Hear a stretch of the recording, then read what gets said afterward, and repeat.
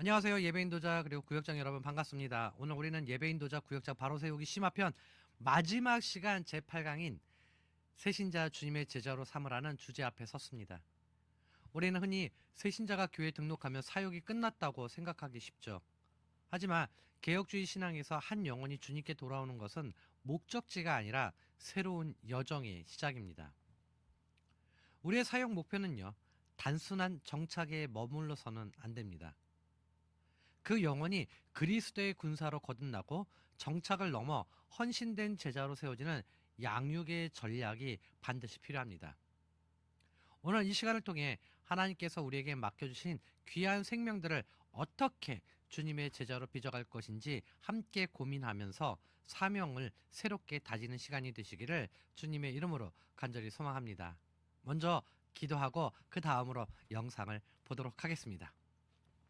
하나님 감사합니다. 이제 마지막 시간, 드디어 구역장 바로 세우기 마지막 여정인 8강을 시작하려고 합니다. 지금껏 많은 것들을 우리에게 알려주셔서 그 은혜의 진심으로 감사를 드리며, 또한 우리가 마지막 시간이지만 최선을 다해서 우리의 몸과 마음을 다지는 시간이 되게 하여 주옵소서. 내게 능력 주신 자 안에서 내가 모든 것을 할 수 있다고 하신 주님, 하나님께서 친히 우리에게 능력을 허락하사 우리가 예배인도자로서 구역장으로서 나에게 맡겨진 사명을 잘 감당하게 하시고, 또한 우리 구역이 이 교회를 세우는 그런 작은 소모임뿐만 되는 것이 아니라 이 나라와 민족을 위해서도 하나님 나라 확장을 위해서 헌신할 수 있는 그런 아름다운 그런 소모임이 될 수 있도록 하나님 이끌어 주시옵소서. 주님, 모든 시간 주님께 의탁드립니다. 사랑합니다. 감사합니다. 예수님의 이름으로 기도합니다. 아멘. 어느 목사님이 냉면이나 먹을까 하고 음식점을 찾던 중에 한 근사한 식당을 발견하였습니다. 음식점에 들어서자마자 나비 넥타이를 맨 종업원이 차 문을 열어주며 "사장님, 어서 오십시오" 하고 맞아주었습니다. 자리에 앉으니 여종업원이 육수와 물수건을 제공하며 주문을 받았습니다.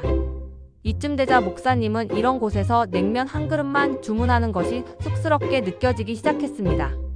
"저 냉면 한 그릇 주세요."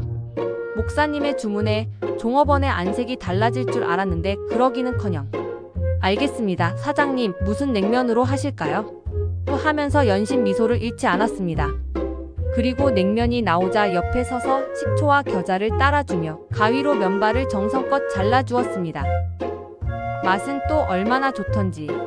냉면을 다 먹고 나자 과일 한 조각과 사탕, 이쑤시개 등이 따라 나왔습니다. 음식값으로 4,000원을 내고 나오려니 목사님은 미안해서 얼굴이 후끈거렸습니다. 값을 지불하고 나오자 이미 자신의 차가 문 앞에 대기되어 있었습니다. 차를 몰고 나오는데 백밀러로 보니 "안녕히 가십시오 사장님" 하며 90도로 굽혀져 있는 종업원들의 허리가 펴질 줄 몰랐습니다. 영상의 내용을 잘 들으셨나요? 강의에 앞서 우리가 생각을 해보고자 합니다. 먼저 펜과 노트를 준비해주세요.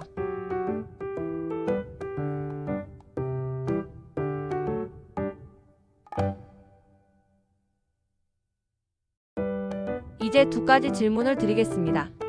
첫째, 그 후에 이 목사님은 일가족 전체와 함께 다시 이곳에 와서 소갈비를 드셨다고 한다. 그 이유는 무엇이라고 생각하십니까? 노트에 간략하게 적어보시기 바랍니다. 시간은 20초 드립니다.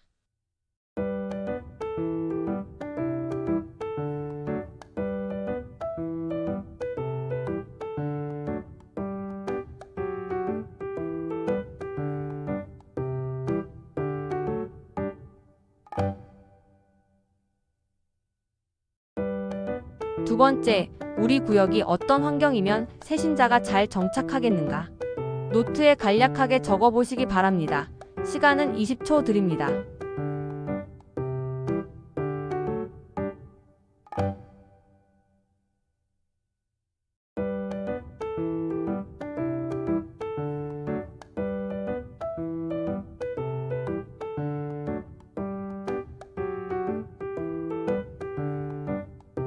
이 두 가지 내용을 잘 생각해서 적어보시고 오늘 강의를 통해서 유익한 정보를 얻어가시길 바랍니다. 우리가 새신자 양육을 시작하며 가장 먼저 던져야 할 질문은 도대체 누구를 새신자라고 부르는가? 라는 거예요. 우리는 흔히 교회에 처음 나온 분들만을 새신자라고 생각하기 쉽지만 개혁주의 관점에서 교회라는 그리스도의 몸에 새롭게 이식된 모든 지체는 저마다의 사연을 가진 소중한 새신자입니다. 먼저 초신자부터 우리가 한번 알아보도록 하겠습니다. 이들은 생애 처음으로 교회라는 문턱을 넘은 분들입니다. 영적으로는 갓 태어난 아기와 같습니다. 세상의 가치관 속에 살다가 하나님 통치 아래로 갓 옮겨온 이들은 모든 것이 낯설고 두렵죠. 이들에게 필요한 것이 무엇일까요? 복잡한 신학체계가 아니라 갓난아이를 품에 안은 어머니의 따뜻한 체온과 같은 무조건적인 수용입니다. 그리고 둘째는요, 수평 이동 신자입니다. 이미 다른 교회에서 신앙생활을 하다가 여러 사정으로 우리 교회에 오게 된 분들입니다. 이들은요, 교회의 문화를 잘 알기에 방치되기 쉽습니다. 하지만 기억하십시오. 익숙한 신앙의 언어를 사용한다고 해서 그 마음까지 익숙한 것은 아닙니다. 낯선 공동체에 발을 들인 이들은 기성신자들 사이에 두터운 관계망 속에서 오히려 더 큰 소외감을 느낄 수 있는 적응자들임을 우리가 잊지 말아야 합니다. 셋째는요, 회복신자입니다. 즉, 한동안 신앙의 자리를 떠나 있다가 다시 결심하고 돌아온 분들입니다. 이들의 발걸음 뒤에는요, 수많은 갈등과 하나님의 끈질긴 추적이 있었습니다. 탕자를 맞이하는 아버지의 심정으로 그들이 과거의 죄책감을 털어내고 다시 공동체의 품에 안기도록 돕는 역할을 우리가 해야 합니다. 그래서 우리는 교회에 등록한 모든 사람은 그 배경이 어떠하든 새로운 환경에 적응해야 하는 연약한 존재들임을 우리가 알고 있어야 해요. 저분은 집사님 출신이니까 알아서 잘 하시겠지라는 생각은요, 위험합니다. 모든 새신자는요, 우리라는 낯선 숲에 들어온 나그네입니다. 배경이란 안경을 벗고 오직 주님이 우리에게 보내신 소중한 천하보다 귀한 영혼이라는 본질에 우리가 집중합시다. 그들이 우리 교회라는 새로운 토양에 깊이 뿌리 낼 수 있도록 우리가 먼저 따뜻한 흙이 되어 주십시오. 그것이 바로 주님이 찾으시는 참된 양육자의 시작입니다. 근데 우리가 새신자를 보면요, 가끔가다 이런 생각이 들죠. 아니, 왜 등록만 하고 사라질까? 그래서 우리는요, 8강의 가장 아픈 대목이 위기 진단의 시간을 마주하게 된 거예요.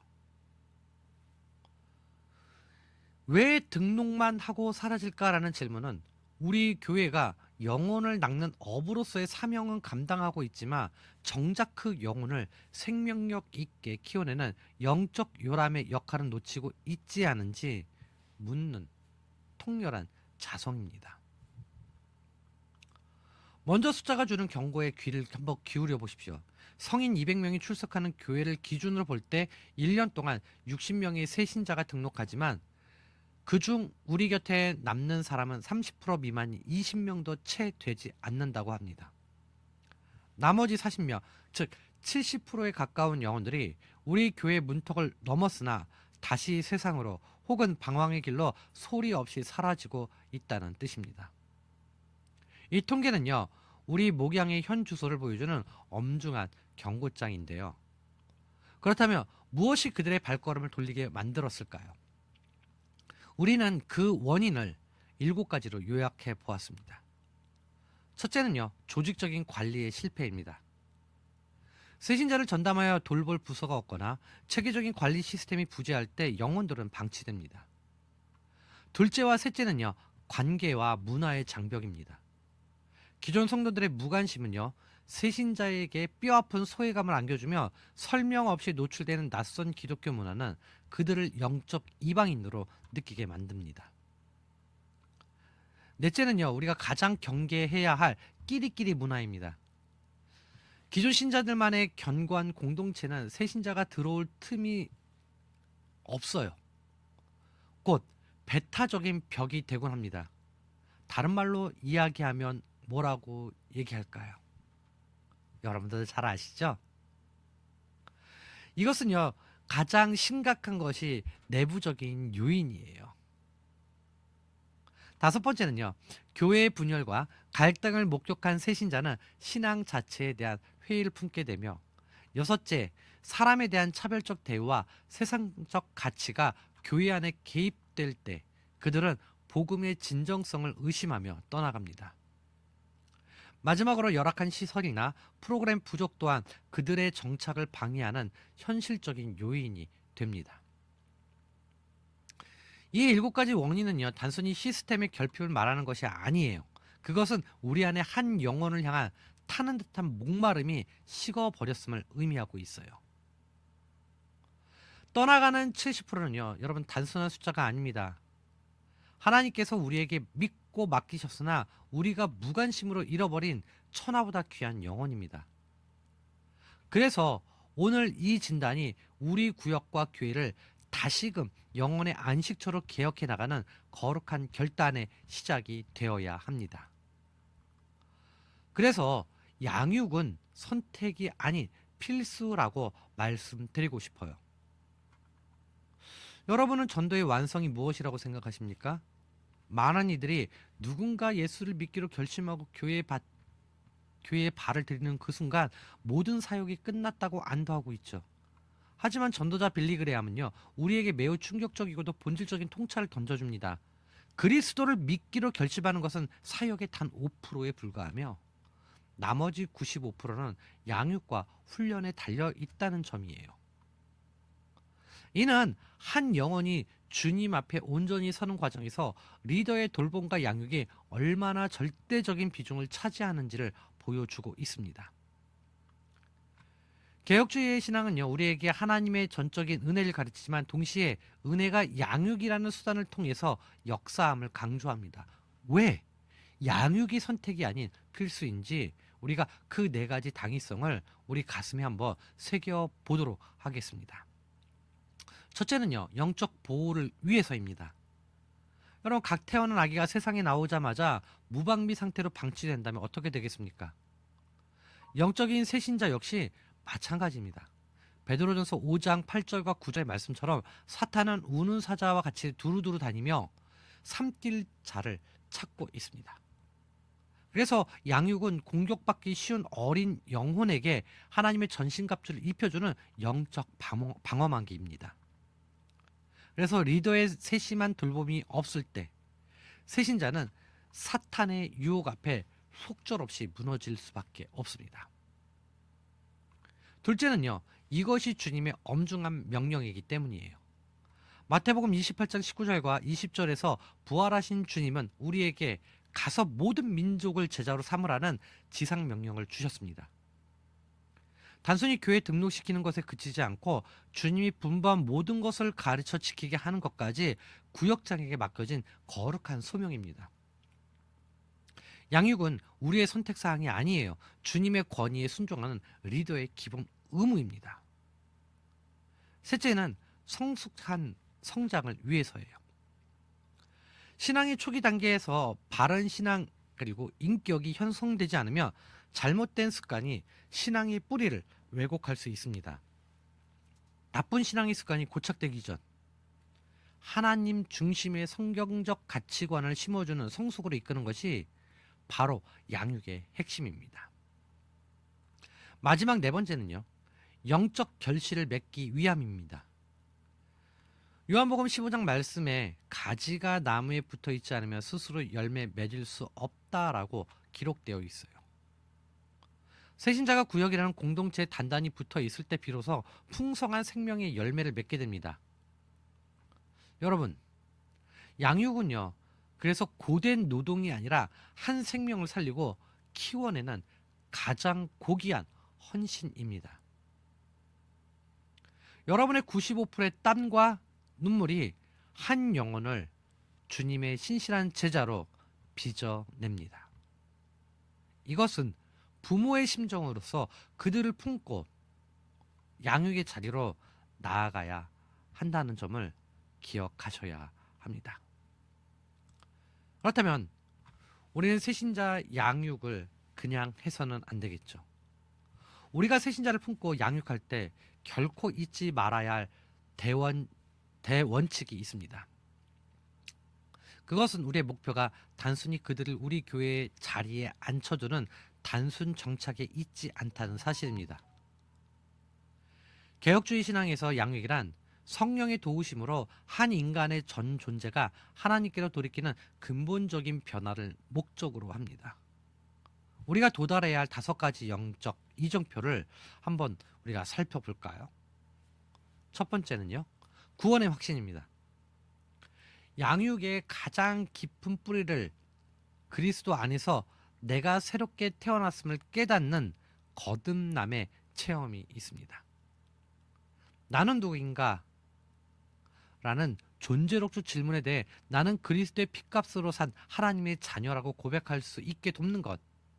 이것이 양육의 시작이자 전부입니다. 둘째는요, 예배의 고백입니다.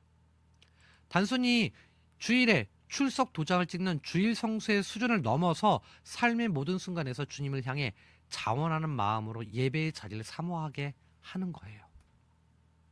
베드로의 고백처럼 주는 그리스도시요 살아계신 하나님의 아들이시니다라는 고백이 그들의 삶의 모든 예배 가운데서 터져 나와야 합니다.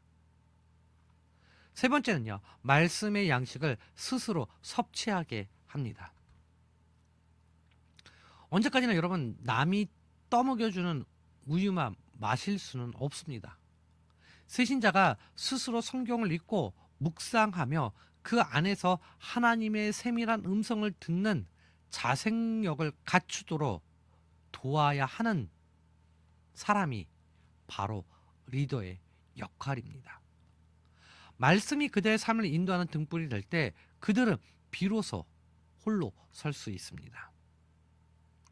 넷째는요, 예수를 이웃에게 증거하는 증인의 삶이에요. 복음의 기쁨은 나에게만 머물 수는 없죠. 내가 만난 예수, 나를 살리신 주님을, 그 기쁨을 세상에 외치지 않고는 견딜 수 없는 그 뜨거운 가슴을 가진 전도자로 그들을 세워가야 합니다. 마지막 5번째는요, 받은 은사대로 섬기는 헌신과 봉사의 자리입니다. 내가 누리는 모든 것이 주인의 것임을 인정하는 청지기적 자세로 자신의 달란트를 공동체를 위해 기꺼이 내어놓는 성숙한 지체로 성장하게 도와야 합니다. 사랑하는 예배인도자 구역적 여러분, 이 5가지 목표는요, 결코 쉬운 길이 아니에요. 하지만 한 영혼이 이 목표들을 향해 한 걸음씩 내딜 때 하늘에서는 천사들의 찬송이 울려 퍼집니다. 여러분의 인내와 기도가 이 위대한 변화를 가능케 하는 거룩한 통로가 되기를 주님의 이름으로 간절히 소망을 해봅니다.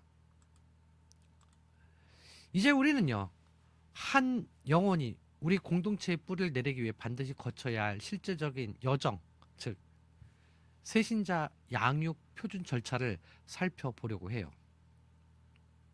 이 절차도요, 단순한 행정적인 단계는 아니에요. 영적으로 보면 갓 태어난 생명이 안전하게 보살핌을 받으며 가족의 일원이 되어가는 영적인 분만실과 같은 아주 세밀한 과정입니다. 표준 프로세스는요, 크게 6단계로 진행이 돼요. 인내, 그리고 등록카드 작성, 소개 및 환영, 새신자실 안내, 교육자, 사역자 매칭, 양육의 시작으로서요. 그럼 우리가 한 가지씩 살펴볼 텐데요. 시작은요, 안내입니다. 낯선 곳에서 첫 발을 디딘 이들에게 가장 먼저 닿는 따뜻한 미소와 인사가 그들의 긴장을 풀어줍니다. 첫인상이 절반을 먹듯이 우리는 안내도 잘 해야 되겠죠. 이어지는 등록카드 작성은 우리 교회라는 울타리 안에 들어오겠다는 소중한 약속의 시간이고요. 이후 소개 및 환영을 통해서 공동체의 공식적인 지체로 인정받게 되며 새신자실로 안내되어 잠시 쉼을 얻습니다. 그리고 가장 중요한 단계 중 하나인 교육자 및 사역자 매칭이 이루어집니다. 누가 나를 돌봐줄 것인가에 대한 답을 얻는 순간이죠. 이 모든 정성스러운 과정을 거친 후에야 비로소 진정한 양육이 시작됩니다. 그런데 이 모든 과정에서 우리가 절대 놓치지 말아야 할 핵심 지침이 있어요. 안내받은 예배 직후, 즉 세신자가 가장 낯설고 외로움을 느낄 수 있는 골든타임에 정중하고 밝은 인상으로 대화를 시작해야 합니다. 이때 핵심은 여러분, 강요가 아니라 사랑입니다. 반드시 등록해야 합니다 라는 명령조의 권유가 아니라, 우리가 당신을 기다렸고 당신과 함께 주님의 길을 걷고 싶습니다 라는 초대의 마음으로 다가가야 합니다. 사랑하는 구역장 여러분, 새신자는요, 우리의 논리나 시스템에 감동하여 정착하지 않습니다. 절차 하나하나에 담긴 우리의 진심 어린 배려와 사랑의 그 마음문을 엽니다. 이 표준 절차가 영혼을 살리는 거룩한 통로가 되도록 매 순간마다 성령님의 인도하심을 구하며 사랑으로 동행해 주십시오. 여러분의 따뜻한 눈빛과 정중한 태도가 한 영혼이 평생 주님의 제자로 살아가는 첫 번째 발판이 됩니다. 그렇다면 우리가 한 영혼을 평생 주님의 제자로 살아가게끔 만들려면 사역팀별로 역할 분담이 있어야 합니다. 곧 한 영혼이 온전한 그리스도의 제자로 서기까지는요, 혼자의 힘으로는 할 수 없고요, 전체의 유기적인 협력이 필요한데요. 개혁주의 관점에서 교회는 각기 다른 은사를 가진 지체들이 모여서 그리스도의 몸을 이루는 곳입니다. 따라서 새신자 양육은 어느 한 사람의 헌신이 아니라 전문성을 갖춘 사역팀의 조화로운 협력 속에서 완성됩니다. 우리 교회 각 사역팀이 어떤 마음으로 영혼을 맞이해야 하는지 그 구체적인 역할을 한번 나누어 보겠습니다. 첫째는요, 교회의 첫 인상을 결정하는 안내반이죠. 안내반은 단순히 길을 안내하는 자들이 아니에요. 낯선 곳에 첫 발을 들인 이들의 긴장을 녹이는 따뜻한 미소의 주인공들입니다. 새신자의 가족 사항과 인도자를 세밀히 파악하여 그들이 소외되지 않도록 관계의 첫 단추를 아주 정성껏 끼워 주셔야 합니다. 둘째는 관계의 끈을 이어주는 신방반입니다. 정착의 핵심은 지속적인 관심이죠. 주 1회 안부 전화를 통해서 그들의 삶의 형편을 살피고 필요하다면 교육자와 동행하여 그들의 가정에 하나님의 평안을 전해야 합니다. 리더의 목소리 한 번이 고난 속에 있는 새신자에게는 주님의 세밀한 음성으로 들릴 수 있음을 기억하십시오. 셋째는 영적 기초를 세우는 교육반이에요. 4에서 5주 정도의 짧은 기간이지만 복음의 정수인 구원의 확신을 선명하게 심어주는 막중한 책임을 가집니다.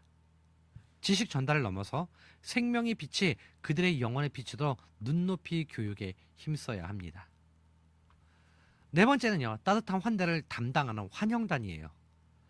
정성껏 준비한 식사와 다과, 그리고 교회의 마음이 담긴 선물은요, 새신자에게 당신은 우리 가족입니다 라는 강력한 메시지를 전달합니다.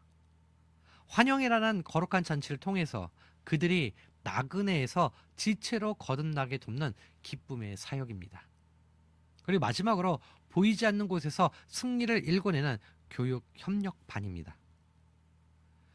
양육기간 내내 그들이 영적으로 무너지지 않도록 정착할 수 있도록 중보 기도의 재단을 쌓는 분들입니다. 기도는 양육의 토양을 비옥하게 만드는 유일한 길임을 기억하십시오. 이 모든 사역팀의 협력이 마치 오케스트라의 연주처럼 아름답게 어우러질 때 한 영혼은요, 비로소 주님의 제자로 우뚝 서게 됩니다. 여러분이 맡은 그 자리가 바로 한 생명을 살리는 가장 전문적이고도 거룩한 현장임을 믿으시기를 바랍니다.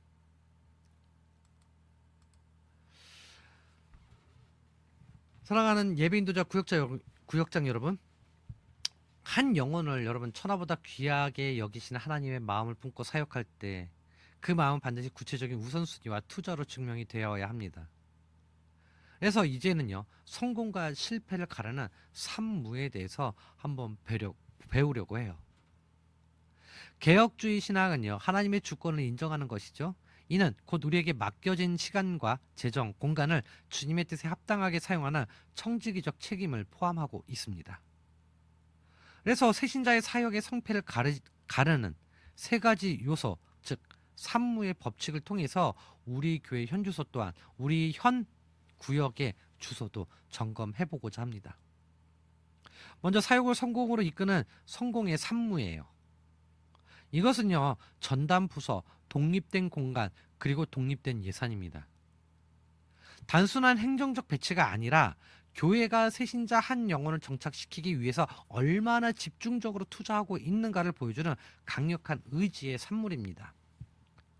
새신자가 교회 첫 발을 내디딜었을 때 그들을 전문적으로 돌볼 부서가 있고 편안하게 마음을 나눌 독립된 공간이 있으며 그들을 환대하기 위한 충분한 예산이 준비되어 있다면 그들은 자신이 존중받고 있음을 온몸으로 느끼게 됩니다. 당신은 우리에게 이만큼 소중한 존재입니다 라는 고백을 시스템으로 보여주는 하나의 모습이죠. 반대로 우리가 경계해야 할 실패의 산무가 있어요. 바로 무투자, 무관심, 그리고 무책임입니다. 이것은요, 방임 사역의 전형적인 모습이고 영혼을 향한 심각한 위험 신호입니다.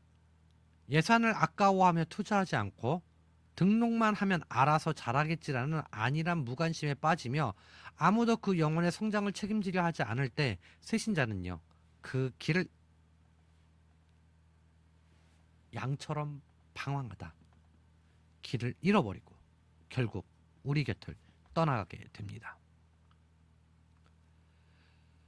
영혼 구원은요, 여러분 저절로 이루어지지 않습니다. 하나님의 은혜는요, 우리의 뜨거운 관심과 책임감 있는 헌신이라는 통로를 타고 흐르죠. 혹시 우리 구역과 그리고 우리 교회가 무투자와 무관심이라는 이름의 방임 사역을 하고 있지는 않은지 우리가 통렬히 돌아봐야 합니다. 한 영혼이 주님의 제자로 서기까지 우리가 치러야 할 대가는 결코 작지 않습니다. 하지만 주님께서 우리를 위해 당신의 생명을 아낌없이 내어주셨듯이 우리도 새신자들을 위해 여러 가지 자원과 우리의 기도와 우리의 마음을 아낌없이 쏟아 부어야 합니다. 성공의 산물을 갖추어가는 그 헌신의 자리에서 한 영혼이 살아나고 그리고 공동체가 부응하는 놀라운 은혜를 경험하시게 될 겁니다. 이제는 새신자 양육의 실제적인 청사진이라고 할 수 있는 핵심 커리큘럼을 한번 살펴보겠습니다. 우리가 아무리 좋은 시스템과 공간을 갖추었더라도요, 정작 그 안에서 무엇을 먹이느냐가 그 영혼의 건강을 결정합니다. 개혁주의 신앙은요, 철저히 말씀 토대 위에 서 있습니다. 새신자가 흔들리지 않는 제자로 성장하기 위해 반드시 거쳐야 할 기본 5가 구성을 우리가 함께 나누어 보겠는데요. 첫 번째는요, 유일한 구원자 예수 그리스도입니다. 양육의 시작은요, 오직 그리스도여야만 합니다. 세상의 도덕이나 철학이 아니라 죄인된 우리를 우리를 위해서 십자가를 지신 예수님만이 유일한 소망임을 선포하는 단계입니다. 둘째는요, 믿음이란 무엇인가입니다. 막연한 긍정이 아니라 하나님의 약속을 신뢰하는 성경적 믿음의 정의를 바로 세워 주십시오. 셋째는 신앙생활의 방법입니다. 기도와 예배, 그리고 성도의 교제라는 구체적인 삶의 양식을 통해 어떻게 하나님과 동행할 것인지 안내합니다. 네 번째는 하나님의 말씀, 곧 성경입니다. 개혁주의의 핵심 가치인 오직 성경, 솔라 스크립투라, 그 원칙을 가르칩니다. 성경이 우리의 삶을 유일하고 완전한 표준을 깨닫게 하여 스스로 영적 양식을 먹일 수 있는 힘을 길러줍니다. 마지막 다섯 번째는요, 교회와 목회 철학의 소개입니다. 우리 교회가 가진 비전과 방향성을 공유하며 그들이 이 공동체의 당당한 주인공임을 확인시켜주는 과정입니다. 사랑하는 구역장 여러분, 여기서 우리가 절대 놓치지 말아야 할 가장 중요한 원칙이 하나 있어요. 그것은 이 교육이 결코 딱딱한 지식 전달에 그쳐 서는 안 된다는 점이에요. 세신자는 곧 이 세신자의 양육은 강의가 아니라 공감임을 우리가 기억하셔야 됩니다. 우리가 아무리 뛰어난 신학적 지식을 쏟아내더라도 그들의 고단한 삶의 현장을 이해하는 눈높이가 결여되어 있다면 그 교육은 공허한 울림이 될 뿐이고요. 그들의 의문에 귀를 기울이고 그들의 아픔에 공감하며 그 눈높이의 복음의 빛을 우리가 비춰 주어야 됩니다. 지식이 아닌 사랑이 전달될 때 비로소 한 영혼은 주님의 신실한 제자로 거듭나게 됩니다. 우리가 앞서 세신자 교육의 체계적인 커리큘럼을 배웠어요. 하지만 여러분 냉정하게 한번 자문해 봅시다. 이번 슬라이드에서 한번 보면은요. 과연 세신자들의 교리가 부족해서, 공부가 부족해서, 지식이 부족해서 교회를 떠날까요? 개혁주의 신앙의 대선배들이 강조했듯이 참된 경건은 지식의 축을 넘어 사랑으로 역사하는 믿음으로 나타나야 합니다. 그런 의미에서 우리가 이번 슬라이드에서는요. 다룰 바는 바나바 사역의 정신, 곧 지식을 넘어 관계, 정수를 맺어보자입니다. 우리가 반드시 기억해야 할 첫 번째 원칙은요. 이 바나바 사역은 공부가 아니라 관심이라는 사실이에요. 세신자는 리더의 화려한 성경 해석 실력에 감동하지 않습니다. 그쵸? 나를 향한 리더의 진심 어린 눈빛과 관심의 마음을 엽니다. 이 거룩한 관심의 실천을 우리가 지켜야 할 구체적인 수칙들을 하나씩 짚어볼 텐데요.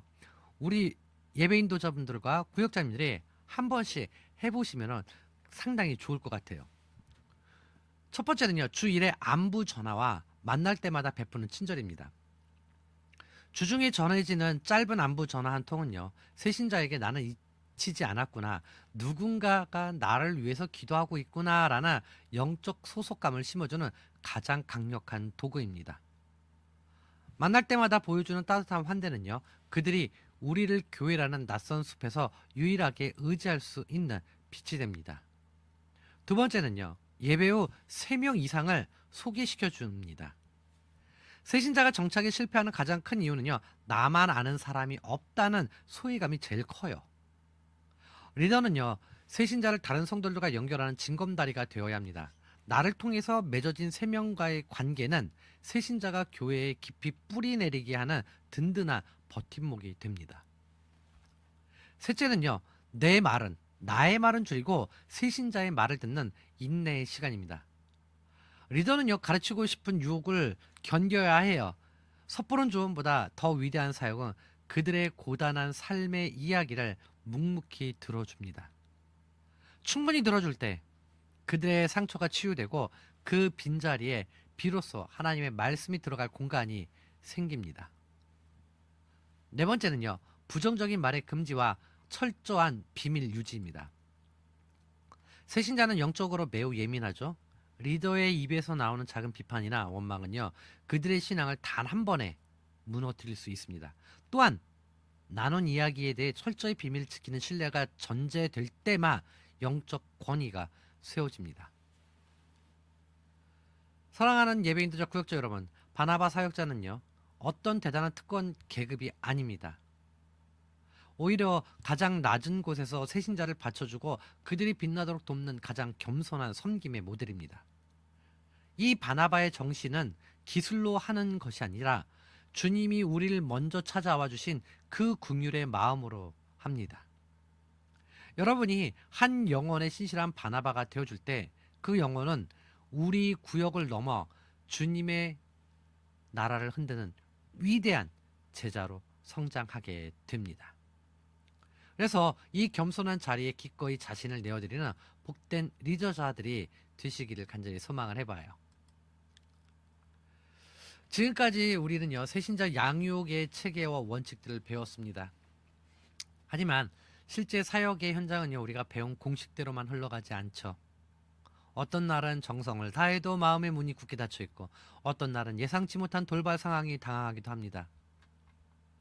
그래서 이번에는요, 수많은 시행착오를 거친 현장 전문가들이 전하는 3가지 핵심, 곧 실전 팁을 한번 여러분들과 나눠보고 싶어요. 그 세 가지 핵심 실전 팁 중에서 첫 번째 조언은 지혜로운 거리 조정이에요. 의욕이 앞서는 리더들이 가장 많이 한 실수는요, 세신자의 모든 필요를 자신이 다 채워주려 합니다. 그러나 우리는요, 인간 리더로서 한계를 가진 존재임을 인정해야 합니다. 모든 점을 해결해 주려다 보면 리더는 쉽게 지치고 세신자는 하나님보다 사람을 더 의지하게 됩니다. 그래서 적절한 심리적, 영적 거리를 유지하십시오. 대신 겉으로 드러나는 거리 뒤에서는 부모의 마음으로 그들을 위해 눈물로 중보해야 합니다. 도움은 주되 주인은 하나님이심을 잊지 않는 점. 이것이 개혁주의적 양육의 건강한 균형입니다. 두 번째는 정보 제공의 센스입니다. 세신자에게 타이밍이 생명이죠. 등록하자마자 교회 모든 프로그램과 봉사 자리를 안내하는 점은 갓 태어난 아기에게 딱딱한 음식을 먹이는 점과 같아요. 전문가들은 단계별 접근을 권합니다. 첫째 1개월은 그들의 성향과 삶의 배경을 파악하는 데 집중해달라. 3개월에서 6개월 사이에는 공동체에 어느 정도 익숙해졌을 때 비로소 전도의 소개나 세례 교육 등을 안내하는 것이 좋다. 그리고 영적인 소화 능력을 살피며 한 걸음씩 인도하는 세밀한 배려가 필요하다라고요. 마지막 세 번째는요, 가장 중요한 원칙입니다. 바로 양육의 정답은 사람마다 다르다라는 사실을 인정해야 합니다. 우리에게 표준 커리큘럼이 있지만 하나님이 빚으신 영혼은 저마다 색깔과 속도가 다릅니다. 어떤 이는 논리적인 설명에 마음을 열고 어떤 이는 따뜻한 식사 한 끼에 눈물을 흘립니다. 그래서 우리는 고정관념에 갇히지 말아야 합니다. 성령님께서 주시는 지혜를 구하며 각 사람의 상황에 유연하게 대처하는 영적 센스를 발휘해야 합니다.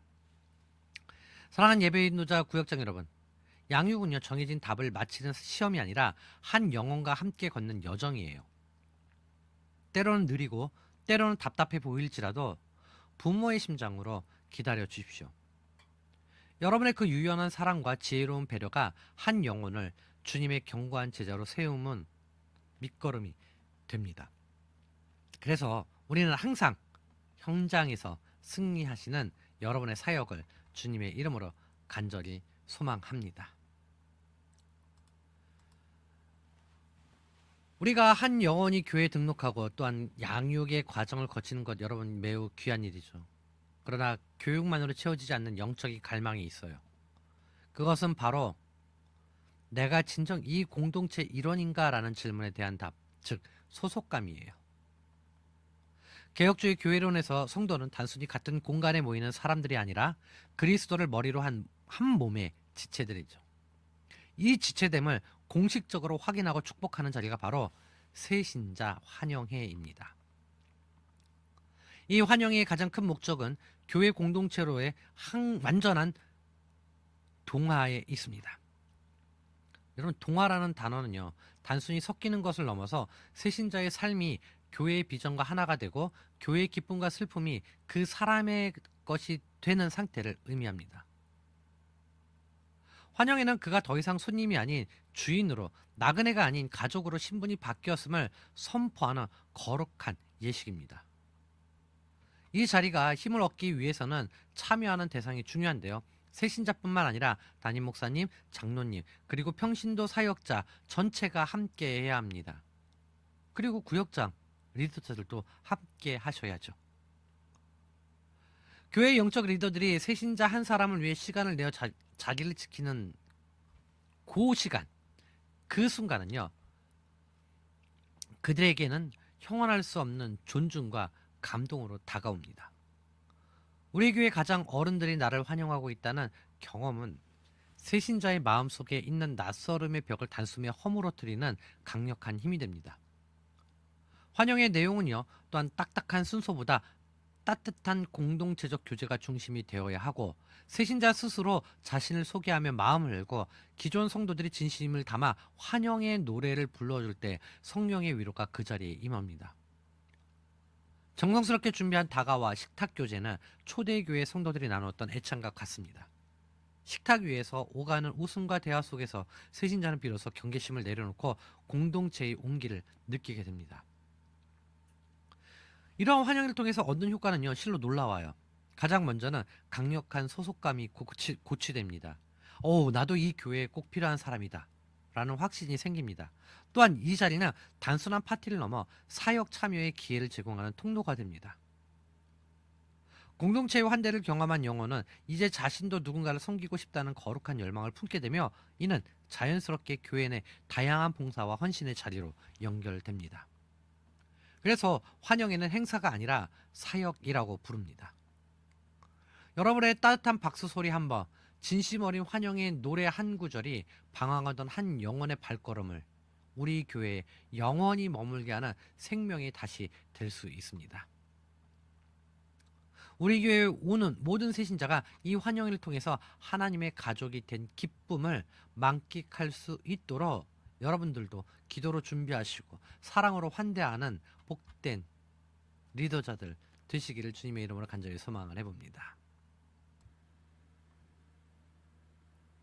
우리는 이제 이번 강의의 가장 핵심적인 결론이자 새신자가 우리 교회에 완전히 뿌리를 내리게 되는 마지막 퍼즐 조각을 마주하고 있습니다. 앞서 배운 모든 교육과 환영 행사가 입구라면 지금 우리가 나눌 소그룹과 구역은 새신자가 평생 거할 안방과도 같습니다. 한 영혼이 대예배의 거대한 군중 속에서 길을 잃지 않고 그리스도의 몸된 지체로 살아남기 위해 왜 소그룹과 구역이 필수적인지 그 영적 의미를 깊이 묵상해 볼 수 있는데요. 먼저는요, 소그룹은 사랑과 관심을 받는 영적 안식처예요. 대예배가 하나님의 영광을 대면하는 장엄한 축제라면 여러분, 구역, 그 소그룹은 그 영광의 빛을 내는 삶의 구체적인 아픔과 기쁨에 비추는 따뜻한 사랑방입니다. 그래서 새신자에게 대예배실은 여전히 낯설고 넓은 공간일 수밖에 없어요. 그러나 옹기종기 모인 소그룹 안에서, 구역 안에서 자신의 이름을 불러주는 이들을 만날 때 비로소 긴장을 풀고 여기가 내가 쉴 곳이구나 라는 영적인 안도감을 느낍니다. 개혁주의 교회는 결코 숫자로 움직이는 조직이 아니라 이처럼 작고 세밀한 사랑의 관계들이 촘촘히 엮인 유기적인 생명체여야 합니다. 둘째로 구역은요, 교회 안에 작은 교회로서 말씀과 기도 봉사를 실전 점검하는 장소입니다. 우리는 이론만으로만 신앙을 배울 수 없어요. 새신자가 주일 설교를 통해 받은 은혜가 실제 삶의 현장에서 어떻게 작동하는지, 고난 앞에서 어떻게 기도해야 하는지, 그리고 내게 주신 은사로 어떻게 이웃을 섬겨야 하는지를 직접 보고 배우는 현장이 바로 구역입니다. 그래서 구역은 지식을 머리에 담는 교실이 아니라 복음의 능력을 삶으로 살아내는 법을 익히는 영적 훈련소입니다. 구역원들이 서로의 연약함을 내어놓고 함께 울고 웃으며 기도할 때 새신자는 박제된 신앙이 아니라 살아 움직이는 생명력 있는 신앙을 소유하게 됩니다. 마지막으로 리더인 여러분의 정체성을 다시 한번 일깨우고자 합니다. 구역장은, 그리고 예배 인도자는 새신자가 영적으로 홀로 설 수 있도록 돕는 목회의 동역자입니다. 여러분은 단순히 모임을 진행하는 사회자가 아니에요. 담임 목사님의 목양, 일념을 현장에서 실천하는 소중한 동역자입니다. 새신자가 스스로 성경을 읽고 스스로 기도에 무릎을 세우며 한 사람의 장성한 분량에 이르기까지 곁에서 손을 잡아주는 영적 부모가 되어 주십시오. 여러분이 그들을 포기하지 않고 끝까지 인내하며 사랑할 때 그 영혼은 비로소 우리 교회의 기둥 같은 제자로서 우뚝 서게 됩니다. 사랑하는 예배 인도자 구역장 여러분, 새신자 사역의 마침표는요, 여러분의 구역 안에서 찍힙니다. 여러분의 구역이 누군가에게는 이 험한 세상에서 유일하게 숨 쉴 수 있는 도피처가 되고, 누군가에게는 하나님 나라를 미리 맛보는 천국의 모형이 되기를 간절히 소망합니다. 한 영혼을 위해 기꺼이 징검다리가 되어 주십시오. 여러분의 헌신 위에 하나님의 풍성한 위로와 능력이 늘 함께 하시기를 주님의 이름으로 간절히 소망을 합니다. 사랑하는 구역장 그리고 예배 인도자 여러분, 지금까지 우리는요, 한 영혼이 우리 교회라는 새로운 토양에 심어주고 주님의 제자로 뿌리내리기까지 긴 여정을 함께 살펴보았습니다. 이제 이 강의의 마침표를 찍으며 우리의 리더들이 가슴에 새겨야 할 마지막 영적 이정표를 나눠보겠습니다. 우리가 오늘 가장 깊이 새겨야 할 숫자는 바로 5%와 95%입니다. 빌리 그레함의 통찰처럼 한 영혼이 주님을 믿기로 결심하고 교회 문턱을 넘는 것은 사역의 단 5%에 불과합니다. 나머지 95%는 그 영혼을 품고 먹이고 훈련하는 우리의 양육에 달려 있습니다. 우리가 양육을 포기하는 것은 갓 태어난 생명을 차가운 길가에 방치하는 것과 다를 바 없죠. 양육은 선택이 아니에요. 사탄의 유혹으로부터 영혼을 보호하고 주님의 지상명령을 완수하려는 리더의 가장 숭고한 필수 사명입니다. 또한 우리가 지향해야 할 양육의 모델은 화려한 지식의 전달자가 아닌 바나바입니다. 바나바 사역의 핵심은 머리로 가르치는 공부가 아니라 가슴으로 쏟는 관심에 있습니다.